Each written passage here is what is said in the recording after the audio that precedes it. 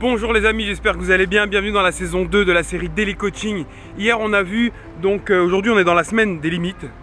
Comment transformer nos limites en force. Et hier on a vu en fait qu'on a le choix.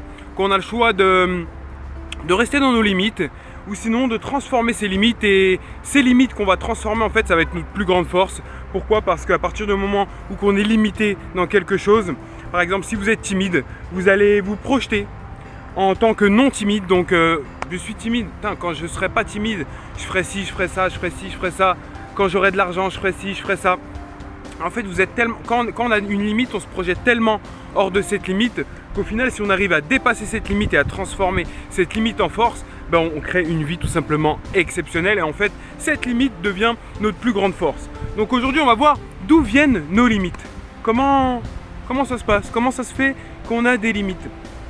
J'ai une question à vous poser. Quand vous n'osez pas donner votre avis, quand vous n'osez pas parler en public, quand vous n'osez pas aborder quelqu'un ou que vous n'arrivez pas à gérer une situation, à votre avis, pourquoi?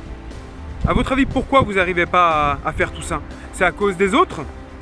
C'est à cause des autres que vous n'arrivez pas à donner votre avis? C'est à cause du jugement des autres que vous n'arrivez pas à parler en public? Ou à cause de la situation qui est comme ça et donc vous n'arrivez pas à la gérer? En fait, la réalité c'est que non, vous le savez au fond de vous-même, c'est que non.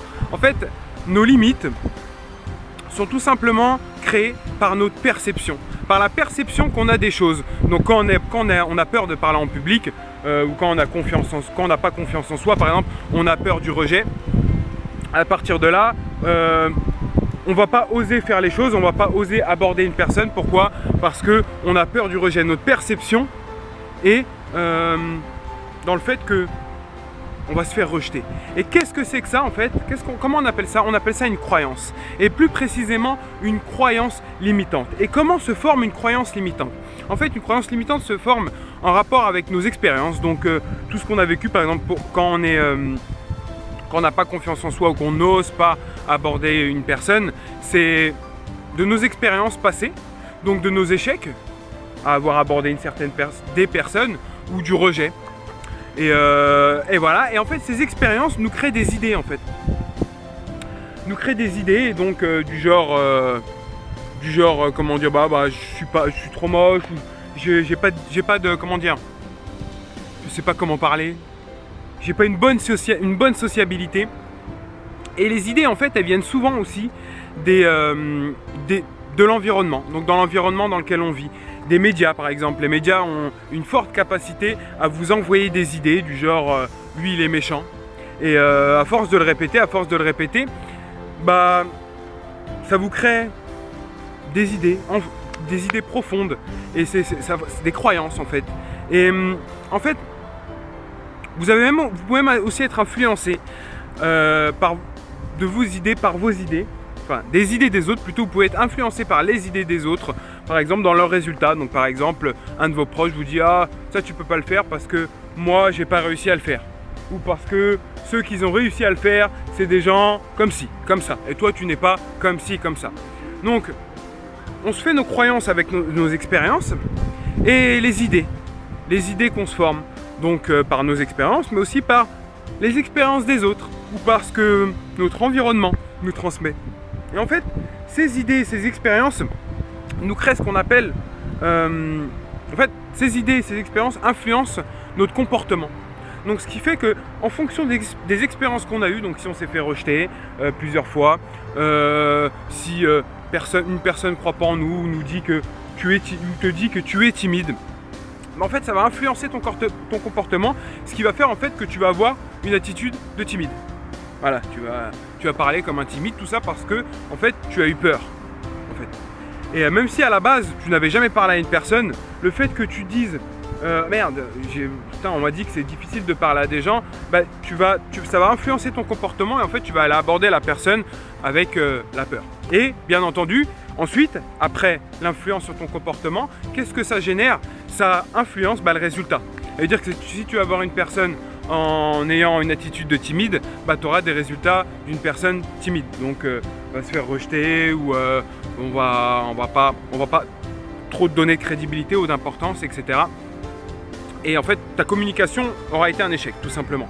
Et en fait ces résultats là que tu viens d'avoir, en fait remontent, ça fait un cercle vicieux en fait. Ces résultats te créent encore une fois ton schéma, comment dire, de tes expériences, et qu'après qui te donne une idée. Oui, je me suis fait rejeter 2 fois, donc dû à mon expérience je me suis fait rejeter 2 fois, donc là je suis vraiment timide, et donc ça influence encore ton comportement et tes résultats encore une fois. Et ce renforcement en fait, ce cercle vicieux ou vertueux, suivant, parce qu'il y a des croyances aidantes et des croyances limitantes, suivant ce cercle, c'est ça en fait qui crée une croyance, qu'on appelle une croyance. Donc qu'est-ce que c'est qu'une croyance? C'est des idées qui sont bien ancrées, qui sont solidement ancrées à l'intérieur de toi, et qu'en fait qui forgent ton identité. Et en fait ces croyances en général sont généralisées. C'est-à-dire qu'en général on pense que ah oui non mais moi je ne peux pas avoir confiance en moi parce que si, parce que ça, parce que si, parce que je suis trop gros, parce que je suis mat de peau, parce que j'ai jamais parlé à quelqu'un, etc. Ou sinon, ceux qui ont confiance en eux, c'est des stars, c'est ceux qui ont de l'argent, enfin tout un tas de généralités qui sont majoritairement fausses. Et en fait, avec ces généralités, donc ces croyances qui créent des généralités, on perçoit notre réalité. Donc en fait, en réalité, je suis vraiment timide. En réalité, je suis vraiment quelqu'un qui n'a pas confiance en soi. Et à partir de là, c'est ces croyances en fait qui créent nos limites. Donc nos limites en fait, elles viennent de là. Moi à la base, par exemple, je vais vous donner quelques croyances du genre là. Moi aussi à l'époque j'étais timide, et puis je me suis fait rejeter plusieurs fois, et au bout d'un moment je me suis dit merde putain je suis vraiment timide. En fait c'est rien que je parle aux gens parce que bon je suis timide, je n'osais pas parler aux gens, je n'osais pas donner mon avis, je n'osais pas aborder quelqu'un, parce que dû à mon expérience où je me suis fait rejeter, après j'avais peur et puis j'osais plus. Et en fait bah voilà, c'est tout ça qui a créé qui faisait que j'étais timide, et je me pensais timide. En soi ce n'est qu'une croyance en fait. Et demain on va savoir comment identifier les croyances. Donc demain vous allez avoir un exercice concret pour pouvoir identifier vos croyances qui vous limitent, vos croyances qui vous freinent vers l'atteinte de votre objectif, vers l'atteinte de votre bien-être. Et voilà, on va mettre des exercices concrets en place. Donc partagez la vidéo si vous voulez aider des gens à transformer leurs limites en force. Et puis on se retrouve demain pour une prochaine vidéo. Ciao! Merci les amis d'avoir regardé cette vidéo, mais vous pouvez continuer l'aventure avec d'autres coachings gratuits pour développer et accélérer votre réussite dans la vie en cliquant sur les vidéos ici. Et vous pouvez aussi vous inscrire pour être tenu en exclusivité des nouvelles formations, des nouvelles vidéos, tout simplement gratuitement. Ciao!